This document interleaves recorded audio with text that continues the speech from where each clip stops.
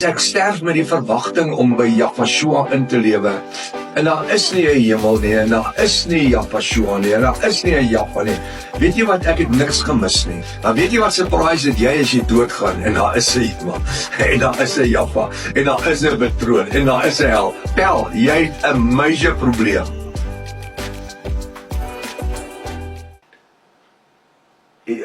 Jesaja 1 vers 10. Hoor die woord van Jahwe die Almagtige. Hoor dit in die skrif, Jesaja 1 vers 10. Hoor die woord van Jahwe die Almagtige, owerste van Sodom. Luister na die wet van Jahwe die Almagtige, volk van Gomorra, ook hulle, wie aan tradisionele afgode offers vashou in die 21ste eeu. Jahwe die Almagtige is sat vir julle offers en feeste. Jesaja 1 vers 11. Want wat het ek, dis Jahwe die Almagtige, aan die menigte van julle slagoffers?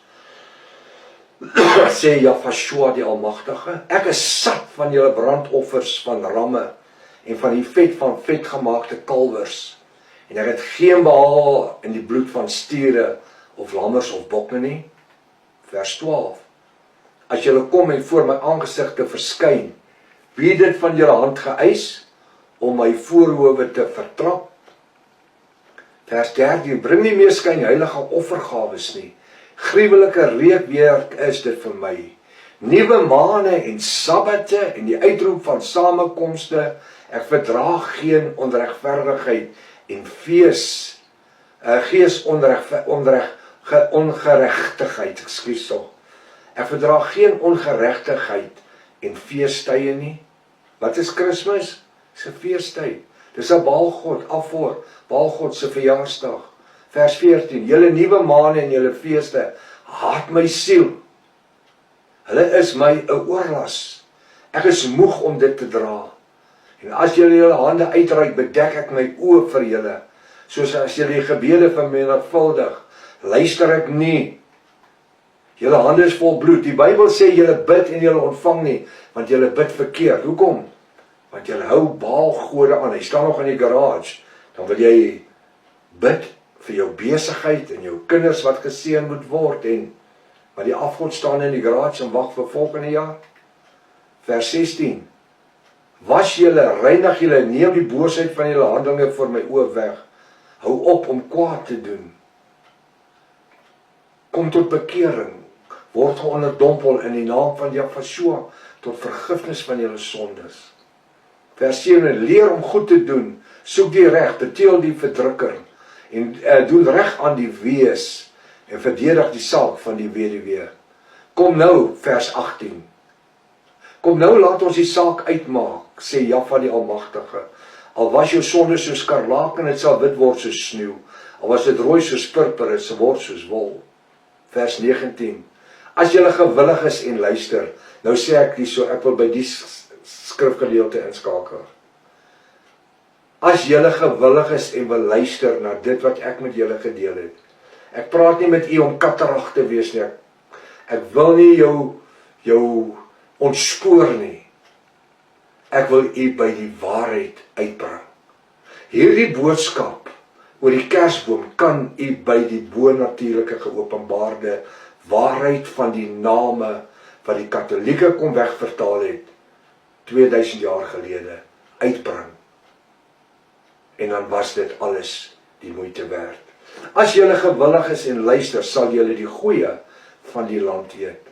Maar as julle weier en wederstrewig is, sal julle deur die swaard geëet word. Wat uit die mond van Jahwe die Almagtige het ek dit gespreek. Dis die profeet Jesaja wat sê. Ons kyk na die seder Kersboom, met dit in gedagte wat ons nou in Jesaja deurgestap het. Volgens hierdie gedeelte van ons studie gaan Jahwe die Almagtige self vir ons in die 21ste eeu volgens sy woord wys dat die sederboom as afgods Kersboom gebruik word. Watter soort boom word jaarliks vir Kersfees gebruik?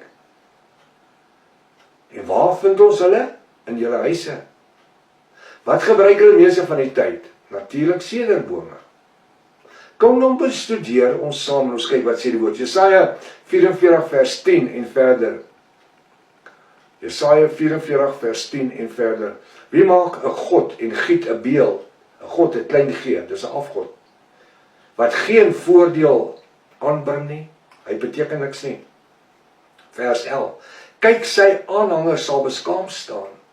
En die ambagsmanne is uit die mense. Laat hulle almal bymekaar kom, gaan staan, verskrik wees, besame, beskaam staan. Vers 12. Die ystersmid het 'n byl en werk dit in die gloed. En hy maak hom met hamers. En bewerk dit met sy sterk arm. Daar word hy honger en geen krag nie. Drink hy geen water nie, dan word hy moeg. Die timmerman span 'n lyn en hy trek hom af op met 'n potlood. Hy bewerk hom met skawe. Wat is dit? Dis die boom wat hy afgesny, die sederboom. Kyk wat sê hy. Vers 13. Die timmerman is 'n ou wat met hout werk. Die goudsmid is die ou wat beelde maak. Die timmerman span 'n lyn en trek hom af met 'n potlood. Wat trek hy af? Die afgod. Hy bewerk dit met 'n skawer en teken hom aan en hy teken hom met 'n passer en maak hom met die beeltenis van 'n man na die skoonheid van 'n mens om in 'n huis te woon. Waar staan die Kersboom? In die voorhuis. Vers 14. Een gaan sederbome afkap.